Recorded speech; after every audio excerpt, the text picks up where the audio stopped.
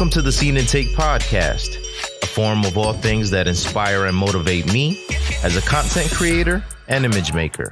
I'm your host, Indio the guy Erikka. The 80s and 90s were my childhood to early adult years and unquestionably shaped who I am today. With movies from the 80s, though, not only did they serve as entertainment, many provided important lessons in my life. One in particular even inspired what I wanted to be when I grew up. Let's get nostalgic with some pics of the most memorable flicks of the 1980s.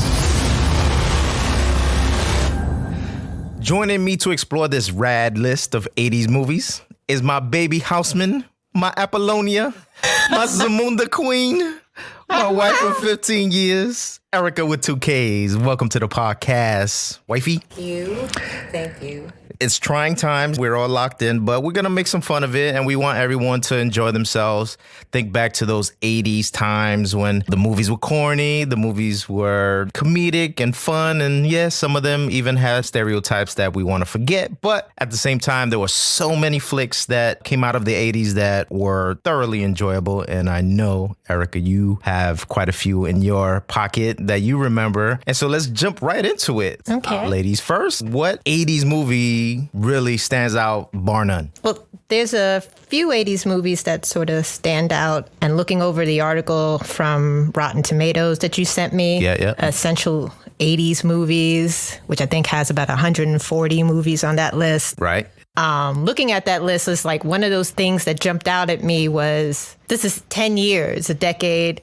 And like at the start of the decade, I'm clearly in my tweens. And then by the end, I'm like approaching my young adulthood, coming out of teens. So a lot of the movies on that list resonated with me for a lot of different reasons because they marked a certain time in my life or I have a certain memory attached. But I think that list that was on Rotten Tomatoes was really white. I mean, there was a lot of movies that I'm looking at it like I never saw that movie or wanted to see it. But some of those movies were rated R. So a lot of those movies I couldn't see anyway. Yeah, and that's another thing, too, that a lot of these movies I didn't end up seeing till later, like early 90s when I got older. It's the same with me. Maybe like in the next decade, in the 90s, I was able to see some of those movies or I missed seeing them in the theater. But when they were on like VHS, I was able to catch them when we were renting them from like Blockbuster and our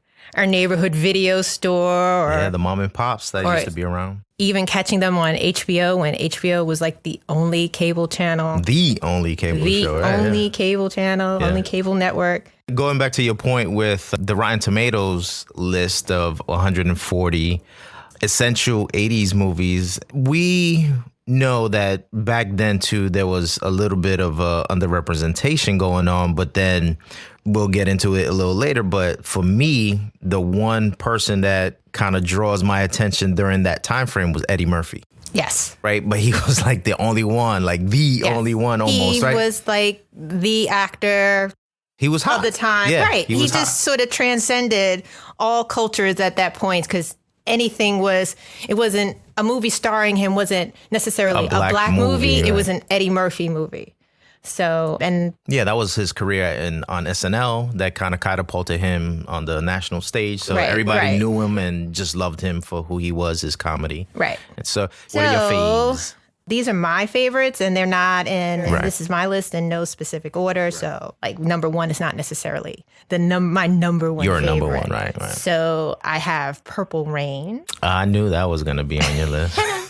I mean, Purple Rain stands out for me because it was the first rated R movie that I saw in theaters. Oh. Yes. Do you remember the theater? I saw it with my Aunt Janice, and I believe, and I was actually looking up because I know that I've gone to this theater.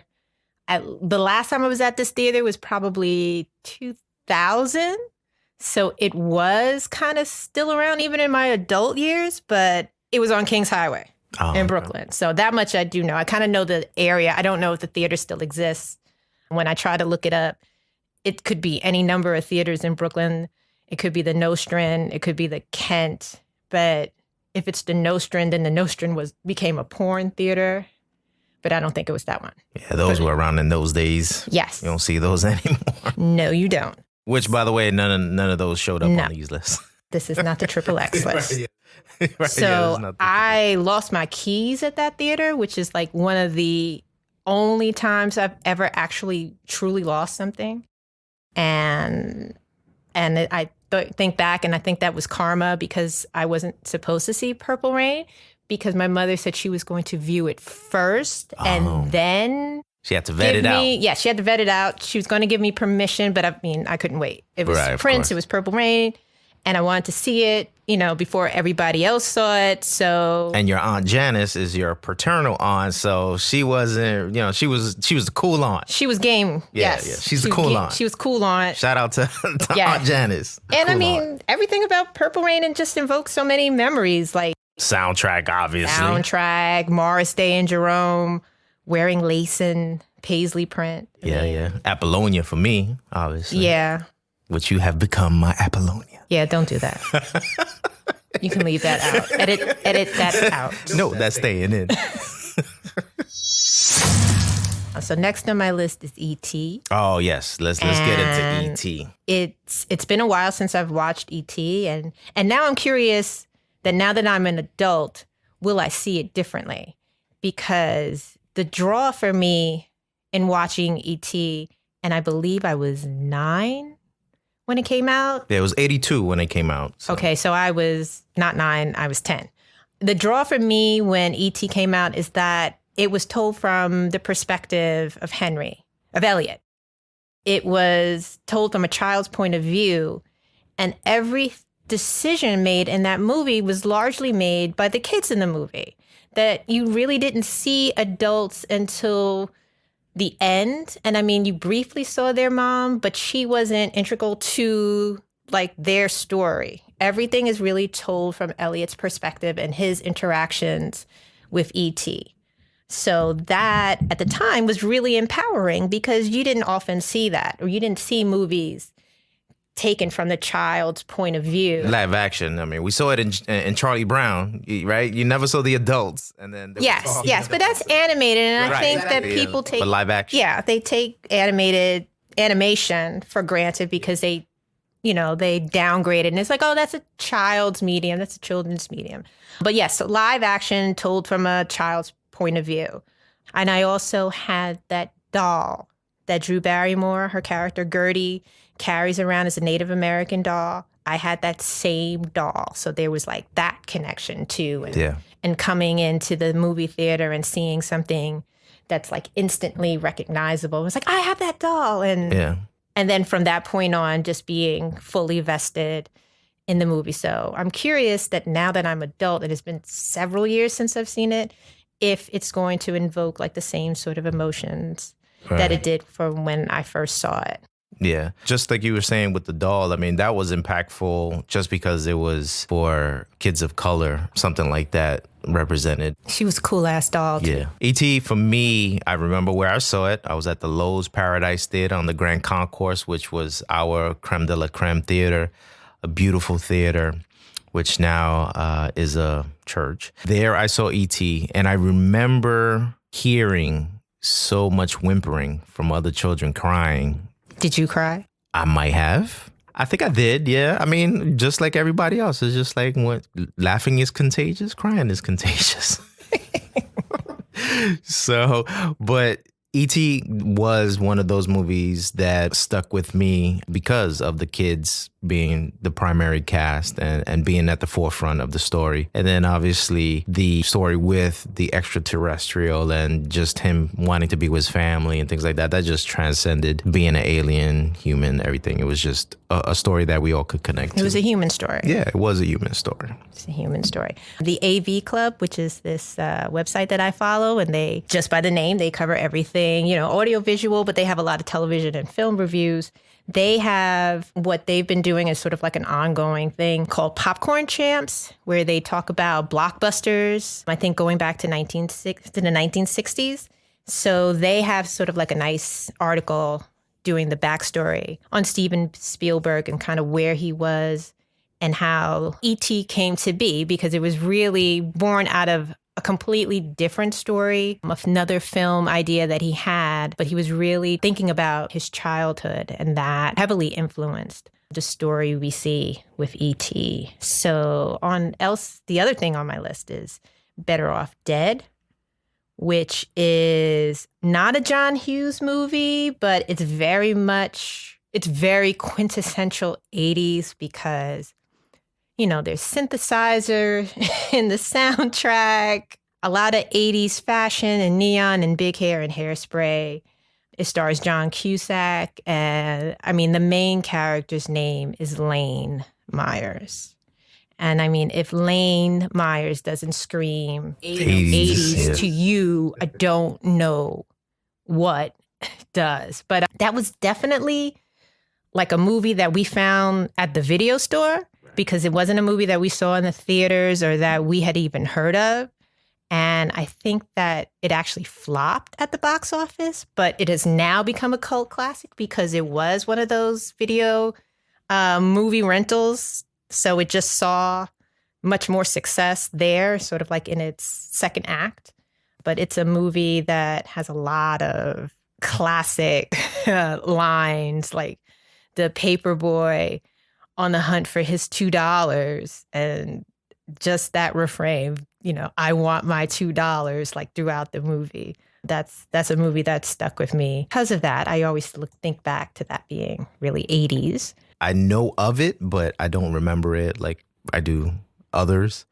But I remember like the cover with Cusack and the sunglasses and all that stuff. So I remember that. Well, he had a lot of movies during that time. So it could be, you could be confusing it with any number of his movies that he had. There's like One Crazy Summer.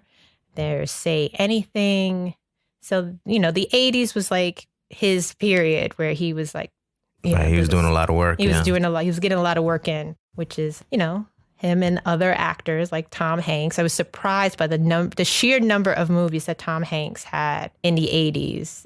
Not that he doesn't already have an impressive career, but when I think of Tom Hanks, I think of watching him on Bosom Buddies. Right. When he was on TV. When he was on TV dressing in drag. And just from that point to where he is now is like, that's amazing to have that type of career. Speaking of Tom Hanks, late 80s, 88 with the movie Big, which we tried to get Brandon to watch recently, but he wasn't interested when we gave him the synopsis. And, being 13, I guess he's out of it. But in Big, Tom Hanks plays a 13-year-old that obviously, if you haven't seen it, which I doubt, who other than Brandon, it? so I won't give the synopsis. But Big is one of those movies that I remember because of the story in that with him going as a grown-up and Tom Hanks being the grown-up to the toy industry and to the to be in the marketing right, and having the perspective of a child to be able to fully understand what it does for the consumer as opposed to the person designing it and thinking that, kids will love this, but they're an adult now and they don't really appreciate it as a kid as much as a kid directly would. Now we have YouTube stars of kids trying out the toys and they single-handedly becoming the go-to person to seeing whether or not something is going to be successful. And this was Big. That was the movie.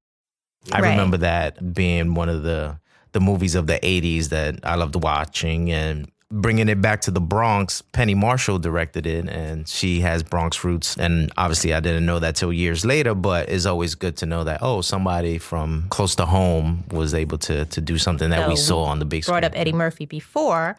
And I have Coming to America. Yes, let's talk Coming to America. And what I appreciate now about Coming to America that I didn't understand or really took for granted, and we even touched on this, where we said that, you didn't think of an Eddie Murphy movie as being necessarily a black movie. You just thought of it as an Eddie Murphy movie. And Coming to America was very much an Eddie Murphy movie and an Arsenio Hall movie. But it was also a very black movie. The cast it was a predominantly black cast. I think the only white actor that I remember being in the movie is Louis Anderson. Yep. Other than that, there really isn't any other character. Eddie Murphy actually played an old white man. Yes, but see, I don't think of that character as being white. I think of it as being Eddie Murphy in prosthetic. Right. So to me, he wasn't white. He was still. But people didn't know that was Eddie Murphy. Yeah, no, I don't believe that. Everybody knew that it was. They made such a huge deal when they were marketing the movie and promoting the movie about Eddie Murphy and Arsenio Hall dressing up and doing all of these different characters and playing all of these different parts in the movie. For that reason, I don't think it's necessarily his best movie, but it just stands out because it was it was a blockbuster. It crushed the box office. It made over like $288 million worldwide. It's a huge movie. And to think that, so this is what, 1988? Mm-hmm. And then we don't have like another movie like that until like Black Panther. I mean, there have been other movies, but they've all been sort of characterized as Black movies. But to have sort of like a major release. Going back to Coming to America, you had choreography from Paula Abdul. You had the scene, Miss Black Awareness, the pageant, Randy Watson and Sexual Chocolate. And to know now that Coming to America 2 was in the works, but hopefully it'll be coming out soon. And I think the same premise in that Eddie Murphy will be playing multiple characters and doing kind of the same shtick that he did back then. But obviously now it's going to be him older, but the most of the cast are going to be there, which is I'm excited to see. Right. So I have this on my list, and I will preface this by saying that this would warrant an entire podcast episode on its own because you and I have fundamental differences about the Star Wars series. Yes, we do. So I'm going to go on record and say that The Empire Strikes Back is the best movie of the entire series, and that includes all of the 9 films, prequels and sequels. This film changed everything. It was one of the biggest mouth drops / cliffhangers of all time. And I think the key here to note is that George Lucas did not write or direct this film like he did with the so-called prequels. Mm-hmm. I'm going to let you have the mic a little bit before I say anything. Return of the Jedi, no, 1983, is the best Star Wars episode. No. That would be 6 if you guys... No. Better. Okay, the 13-year-old has spoken. I think, and it's our varying opinions on this one, that Return of the Jedi, and I get where you at. Empire was a great movie. Yeah, it is. All right. There was something about the Ewoks that got me. I don't know why. They did. But anyway, we could definitely do a podcast on that. Okay. And I'm sure there will be where we have fundamental differences between, what is truly the best and what is just And yes, I said because that was Return of the Jedi. It's not to say that I did not enjoy Return of the Jedi, but coming off of The Empire Strikes Back, that was the game changer. I mean, that changed how sequels are done because sequels were just sort of, were like the victory lap. Right. You did a sequel when you were trying to capitalize on the success of the first movie, but is it really, are they often better than the first movie? No, not until The Empire Strikes Back. And it changed everything. I mean, you had the jaw drop with the Darth Vader reveal. You had Han Solo carbon freeze. I mean, our heroes were struggling and we didn't know what was going to happen to them. Luke lost his hand. Everything was in turmoil. And that's how they ended it. And you were like, what? What is going on? And we had to wait another 4 years for Return of the Jedi to find out what was going to happen. Maybe it's our slightly difference in age that I don't think so. That tweak. I think that we have a difference of opinion where it comes to obviously movie quality, but I also think that it's no secret that you are not a Star Wars fan. I'm not a super fan. Yeah, I'm not a super fan. The way I am. Let's make that distinction. You are not the Star Wars fan that I am. Mm-hmm. And, honestly, had I known this, we might not be here. Right. Hashtag 15 years later. 15 years later. See, it's the yin and the yang that have kept us together. Yeah, okay, if you want to go with that.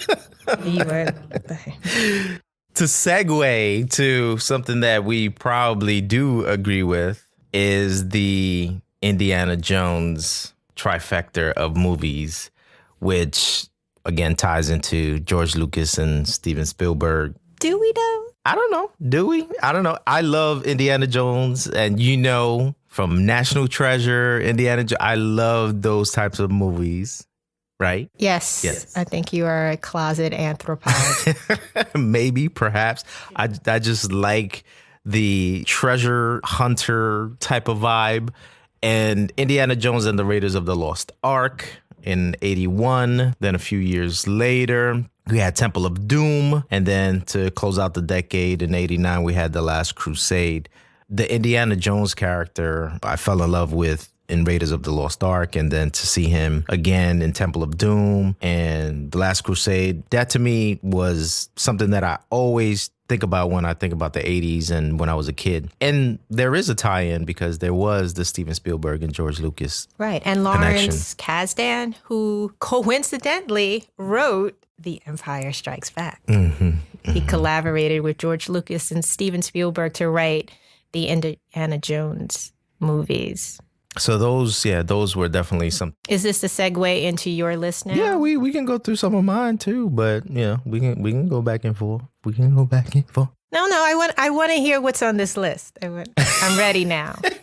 You want to hear? Yes, it's your turn. All right. So first, let me talk about the ones that are available on Netflix. If anybody wants to go back and check them out right now without any hiccups. With a Netflix subscription. Yeah, with a Netflix. Who doesn't have a Netflix subscription nowadays? But if you do, then definitely the Indiana Jones trifecta is there. Or trilogy. Trilogy. Well, can you call it a trilogy? It is a trilogy. Yeah, I guess so.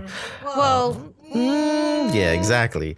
So the three movies that had the character Indiana Jones. 3 of the Indiana Jones. Yes, movies. 3 of the Indiana Jones movies, which arguably are the best ones, the first 3, are available on Netflix. And then this is totally not your lane, but growing up a kid in the Bronx with a whole bunch of guys in the building and in the neighborhood, and we all, roughhousing each other and everything like that. And you can attest because there was a hip hop group, Wu-Tang Clan, that was very influenced by these movies and his martial arts movies of the 80s. One in particular was Return to the 36th Chamber in 1980. If you don't remember, this movie was about a con man that tried to help, good-hearted, but a con man, trying to help a dye mill company of workers try to get equal. Did we watch?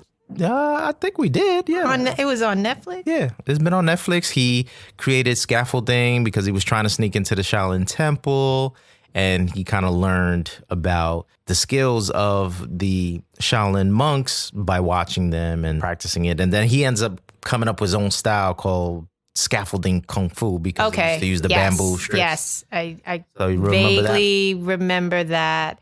And I remember there being sort of like a fight scene where they fall into the dye vats. Right. Okay, Yeah. so He's kicking them all over the place. We did see it, yeah. Yeah, so that one sticks out to me all the time because I remember we used to just going out to play. We used to just step outside in your Chinese slippers, and you used to try to recreate the moves and fall on your behind. Exactly. Yep. Get smacked up, and parents want to know why we was just red in the face and got dust all over our pants. So that one was definitely one that is on my list of 80s movies and it's available on Netflix. We just watched one the other night. We had to introduce Brandon to Police Academy. I don't think we had to.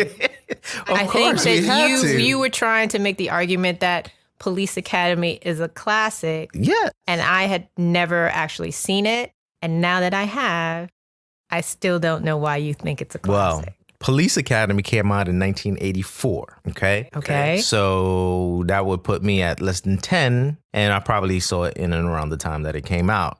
because there was a couple. But wasn't it rated R? It might have been, yeah. I mean, So are you sure that you saw it at the time that it came out, or is this one of those movies that you probably saw later on? remember, this is a time when sometimes you watched movies you wasn't supposed to watch because the parents were really oblivious to what. Maybe that's what was happening in your house. Like I said, I had a lot I went of on friends. record to and we- say that I snuck out one. in the age of VHS and beta and all that stuff, there was plenty of tapes being passed around on the block that we probably shouldn't have been watching, including Faces of Death. Is your father going to listen to this podcast? Yeah, he probably will, and he'll probably laugh because he knew it was happening. So, Okay, But I'm. You know what? You're telling on yourself, so. I think I can handle Mr. Harry at this point. Again, he would probably laugh. But Police Academy, which Brandon saw. Brandon, how did you like Police Academy? He wasn't paying attention, right? Because it was just not. It was an 80s movie. It was. Yes. It was a comedy, and in those days, comedy was just a little different, right? Just a little. I mean, not to say that there wasn't some, funny moments, but Right. I think it was just about those times too. You can't really. It's not a movie that kind of transcends decades, right? Similarly to one on my list, Revenge of the Nerds. oh, you know Again. what? I watched all of those movies and, remember kind of laughing, but a lot of the humor is crude and Yeah, and offensive. And I mean, it was Yeah. crude and offensive then and homophobic yeah, and sexist, racist, yeah, racist. yeah. But And- 8-9-year-old me, Right, you it didn't know wasn't- any it wasn't- better. Yeah, it wasn't something. But the tri-lambs, lambda, lambda, lambda. This just the story of the nerds kind of winning out the jocks. Right. The underdogs, that type of deal. So that to me, Well, that part, it's a familiar trope where you Yeah. always have sort of like the underdog. And I mean, that's the same thing in Police Academy.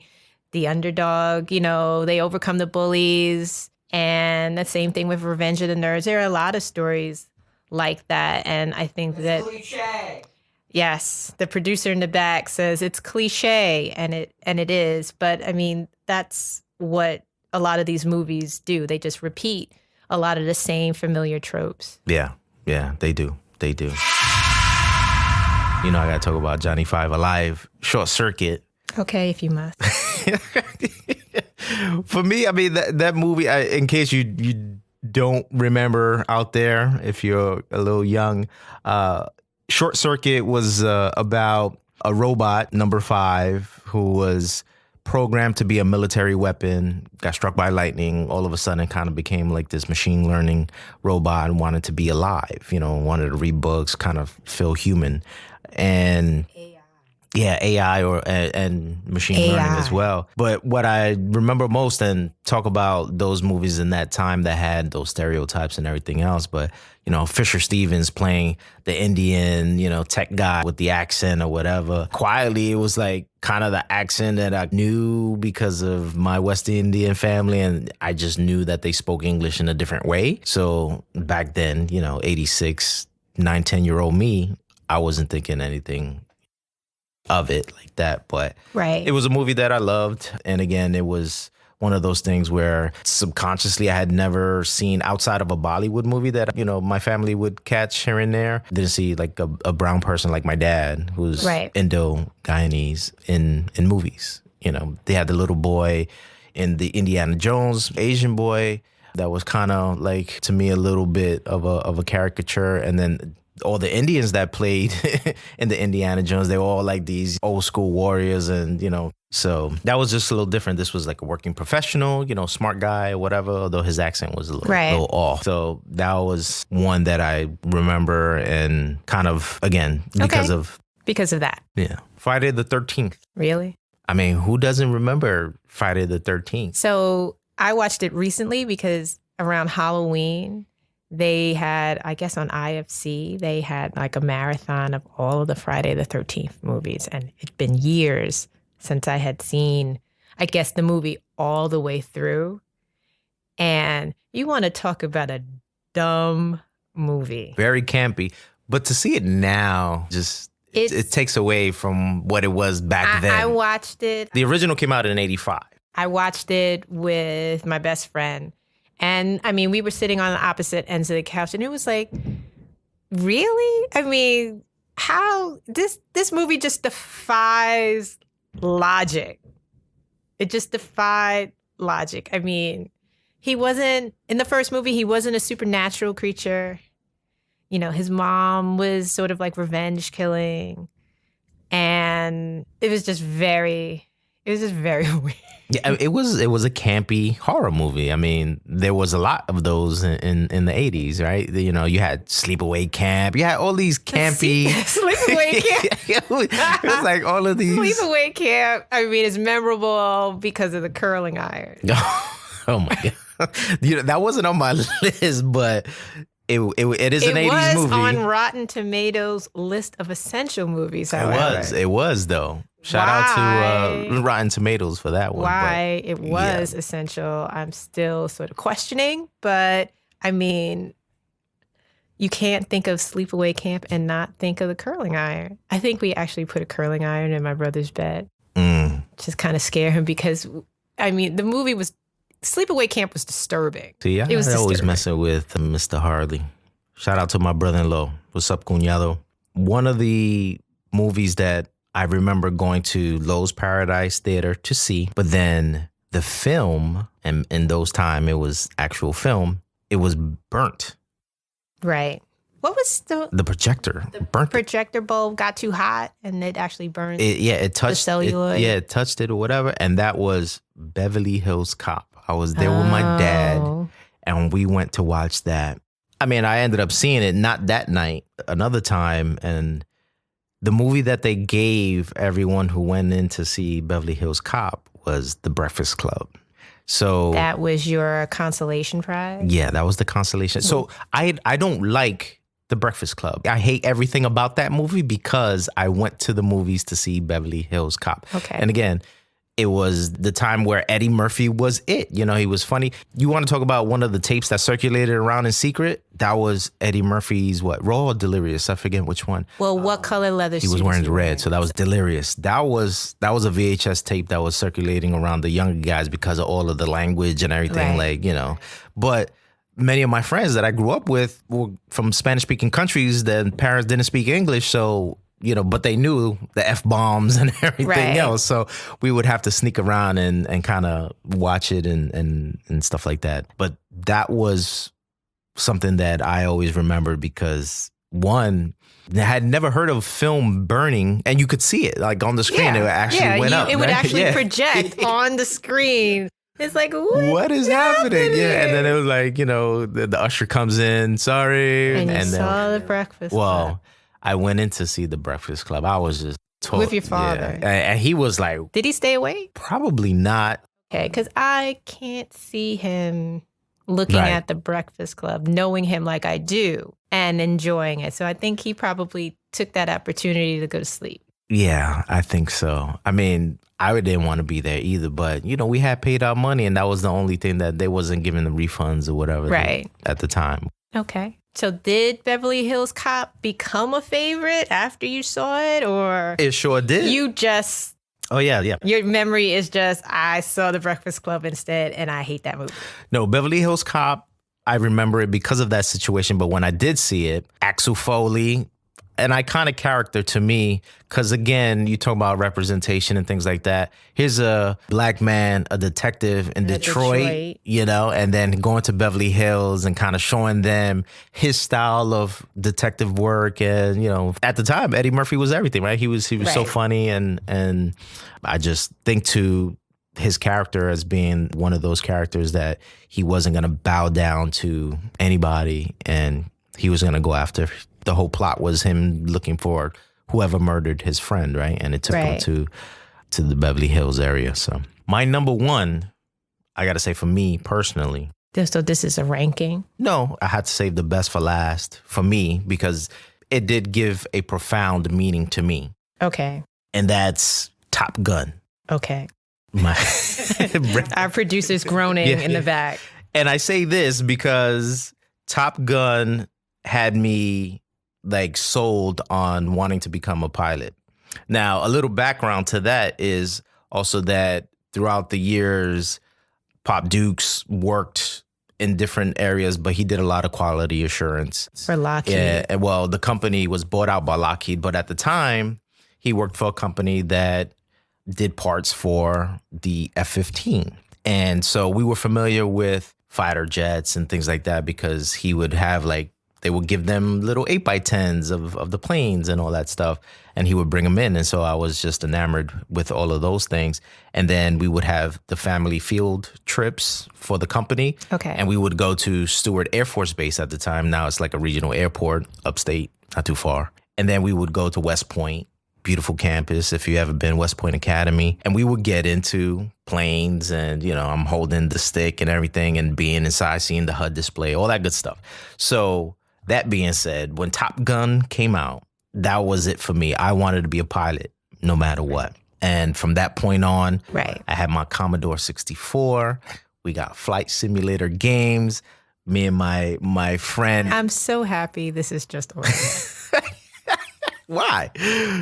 My friend Russ would come over. We would play hours on the simulator game. And so that was it for me, Maverick, Goose, Iceman, Viper, all of that, the call signs. Obviously, I was Indio already, so that was the call sign for me. And we will make these mock-up helmets and put our names on it and tags and all that stuff. So that I don't have to tell you what the plot of the story is, obviously, but Top Gun is in terms of that decade, the 80s, Dug itself into pop culture. My number one. Yes. Yeah. But the thing is about my aspirations being a pilot, at that time, me and heights weren't friends. I was scared of heights. And it wasn't until we started going to Playland and Great Adventures and Action Park where there was some places you had to go up. And I wasn't going to get punked out by anybody on the block or anything like that. I just had to get over it. And for some reason I did, because as I got older, and this is probably after 10, 11 years old, we would go up to the roofs of the buildings, and that was kind of our playground sometimes. So, and we would look down. This podcast has just become like a confession. You sneaking movies. You having illegal access to the rooftop of your apartment. Wasn't illegal. It wasn't illegal back then. It wasn't illegal back then because the doors weren't locked. They were open. So where was your parents' supervision? Look, as long as you came home when the street lights turned on and you had all your limbs and nothing was broken, you were good. That was the times back then. So you heard the whistle. There was a whistle that kind of reverberated from your house around the corner, and you knew you had to go back upstairs. Right, okay. So yeah, these kids don't know about that. No, not at all. That's pre-cell phone and texting. Yes. Do you have any? I gave you my number one. I mean, we didn't rank anything, but that was my number one. Do you have any others? I don't think I have a number one favorite movie, from any decade, really. I mean, certain movies that I like are favorites for me for a lot of different reasons. Some things are just, kind of where I was at the time. Early 90s, I was watching a whole lot of black exploitation movies. From the 70s that you ain't get to really watch. And, I watched Braveheart. Some movies I just kind of watched over and over again because they just became a comfort to me. And, and then when you watch something over and over again, you learn the not the lyrics, but, right, the line. Yeah. The Star Wars movies are like that for me. They're a comfort. Yeah. I mean, and then I just have other movies that, that I really just enjoyed. Yeah. Let's see some honorable mentions. Tootsie. Remember Tootsie? I do remember Tootsie. Blade Runner. Harrison Blade Runner Ford. I saw. It doesn't really stand out to me, but I did see it. Great cinematography in those days. The Natural with Robert Redford. That's baseball. Yeah, my other passion, baseball, as you know. So She's Gotta Have It. Spike Lee. That was one. I mean, I didn't see that till later. Right, same. Ferris Bueller's Day Off, which Brandon saw not too long ago. Right. Matthew Broderick. The Three Amigos, which was just like one of those slapsticky Yeah. things, but it was But the comedians of the day. Steve Martin. Yeah. I mean, Steve Martin had a lot of movies. Yeah. I wanted to look up what year The Jerk came out because The Jerk was a movie that I watched like over and over again because there were so many different scenes. Oh, that was 79. It's okay. So and that was a Bronxite, Carl Reiner. Just before the decade. Yeah, just before but the 80s. That was, Steve Martin, Bernadette Peters. That was like a movie that I remember watching a lot. Yeah. What else do you have? I have a couple. Honorable mentions. La Bamba. La Bamba. Yeah. Another movie that I saw. Lou Diamond Phillips playing Richie Valens. Yes. Gano. It was a biopic, right? So that was cool. And then again, slapsticky stuff, The Naked Gun. Oh, yeah. Naked Gun. Airplane. Yeah, all of those movies that I think there was a lot of comedy back then. If I were to rewatch them, I would probably not laugh as hard. Right. Some of it is more, hey, I'm watching this and I'm not supposed to. Or, hey, this is more adult than... Yeah. A lot of that stuff probably went over my head and I just kind of laughed because everybody else was laughing around me and not because I got you got the joke, right? Yeah. But, I mean, thinking back to Airplane, they just did everything with such a straight face. And the joke was just how much stuff they took literally, like in the delivery of the lines. That's still really funny to me. I have Xanadu. Oh, yeah.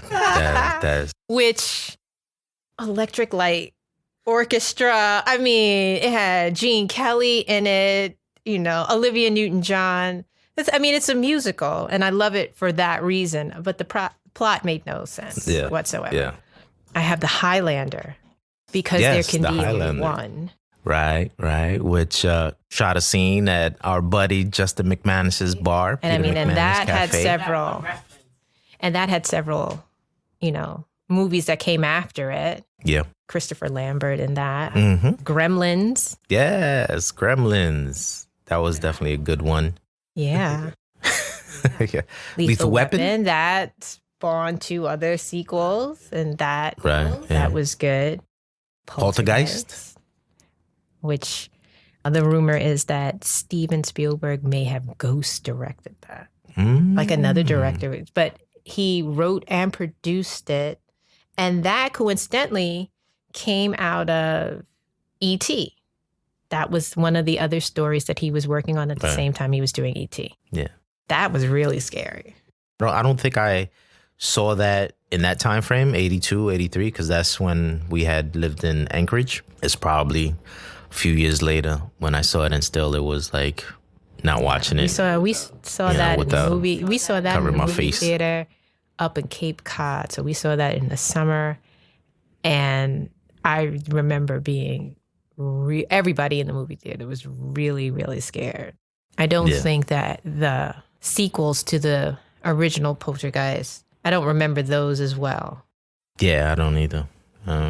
See what else? I have The Untouchables.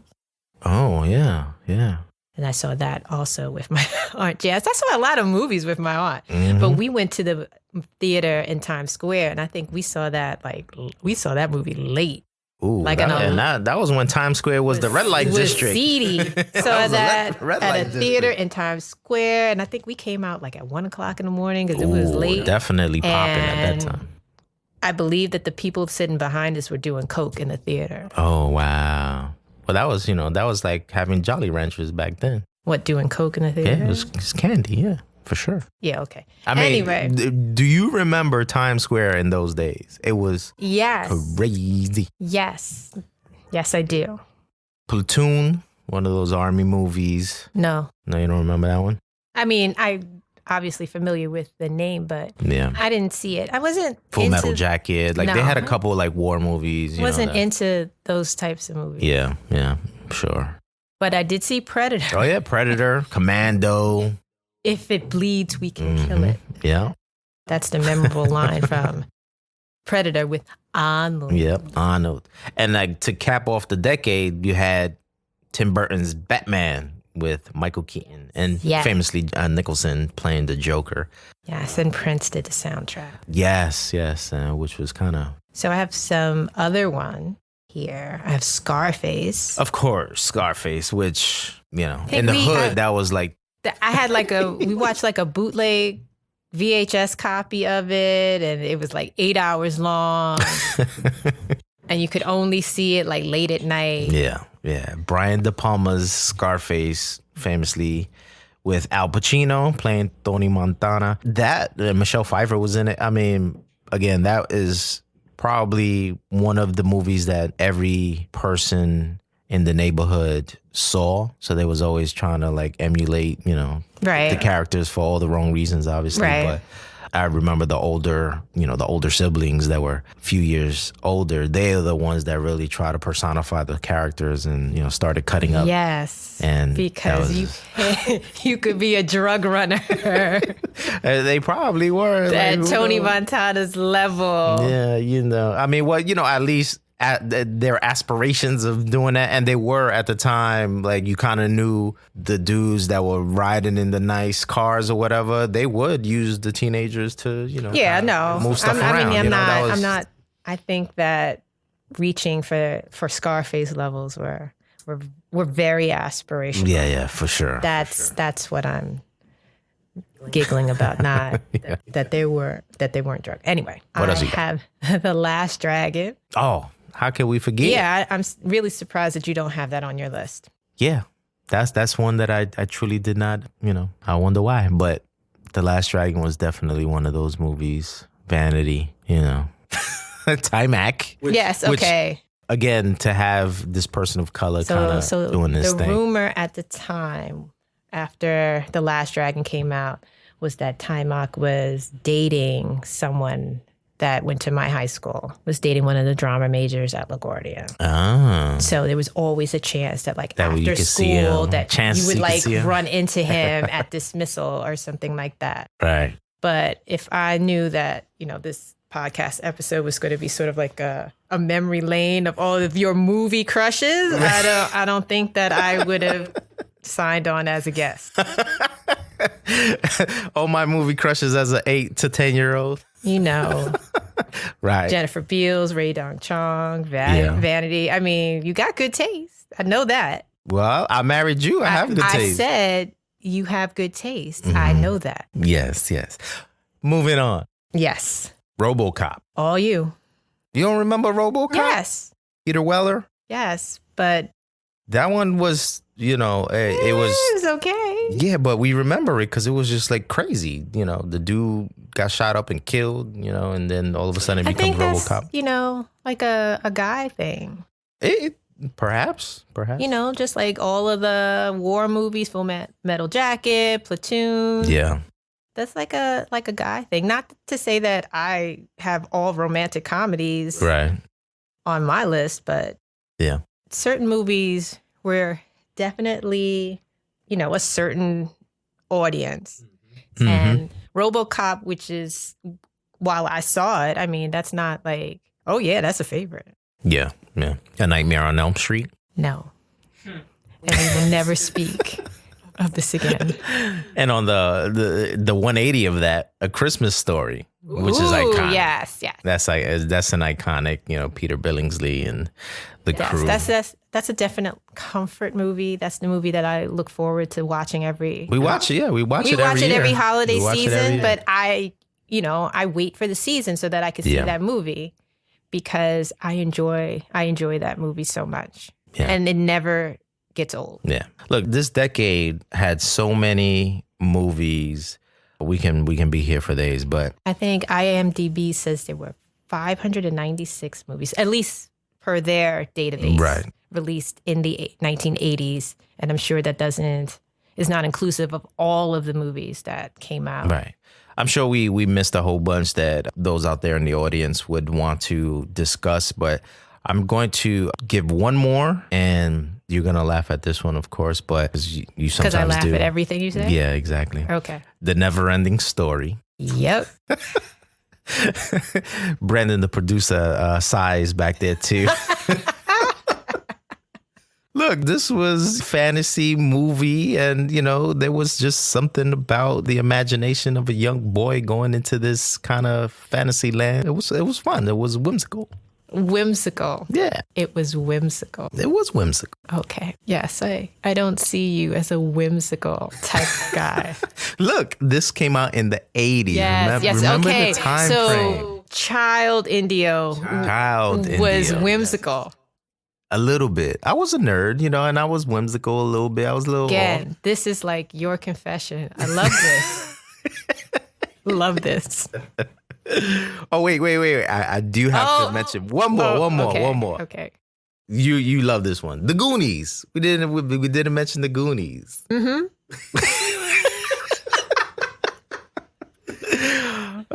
Yeah, I see where you're not into this one, but it was a band of misfits. This is like the recall back to National Treasure and Indiana Jones, a young child seeking adventure. True, yeah. We did it in our way in the community. As the stories that I've told you. In the abandoned buildings. Hey, it was the Bronx. What were you playing? Manhunter? We called Manhunt. It was called Manhunt. Yeah. Oh, I have Manhunter. It was hide and go seek kind of situation. I have Manhunter. Okay. On my list, as a mention, because Manhunter came out in 1986.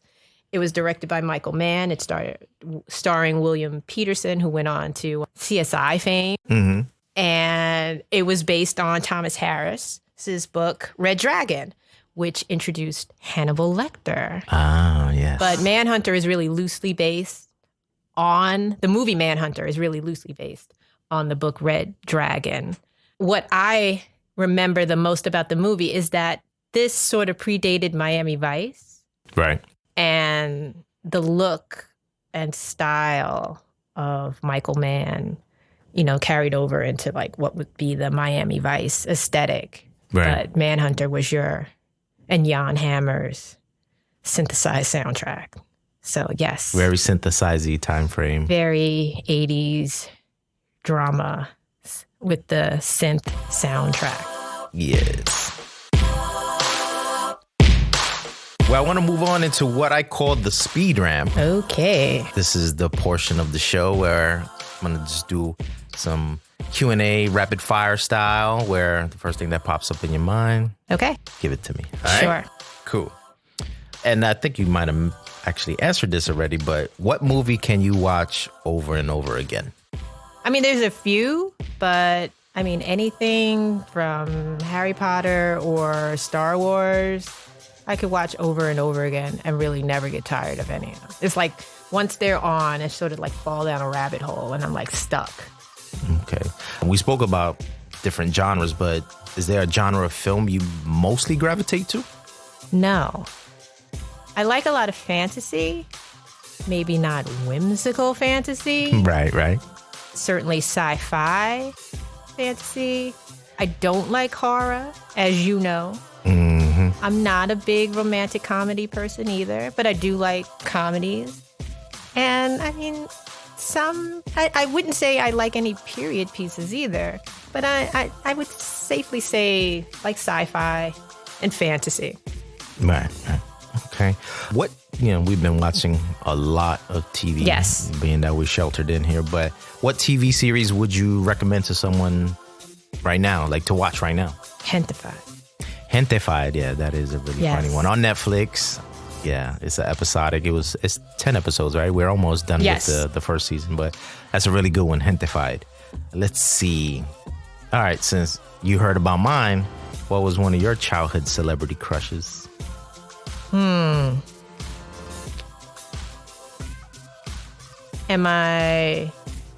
Do I have to stay within the 80s? No, childhood. Your childhood. Yeah. I mean, I like Michael Jackson. I went through that. I guess I went through my little Prince period. Okay. Trying to think if there was like any actors that kind of stood out. Not really. I'm sure if I were to like pull out my old diaries, I would like, oh my God. But I like. Well, yeah, mostly musical artists, right? Yeah. Not so many actors, really. Like Right. Yeah, no, but I just said celebrity. And Yeah. Anybody that inquiring minds want to know. An adult celebrity crush. Who do you have a crush? Currently? Yeah, currently. I know. This is your confessional episode. It's not mine. No, other than Dwayne The Rock Johnson, which you... I mean, Dwayne The Rock Johnson is really just very nice to look at. Mm-hmm. Do I need a hall pass? No. Okay. We're just going to give you one anyway. I don't. If you could be if you could be a background actor on any film ever, which film set would you love to be on? Ooh, that's a really good question. Ooh, I guess Empire Strikes Back. I mean, that's like a coveted spot to be an extra on any of those movies because Were all of those filmed in England? At Yes. Pinewood in England? They were. Yes.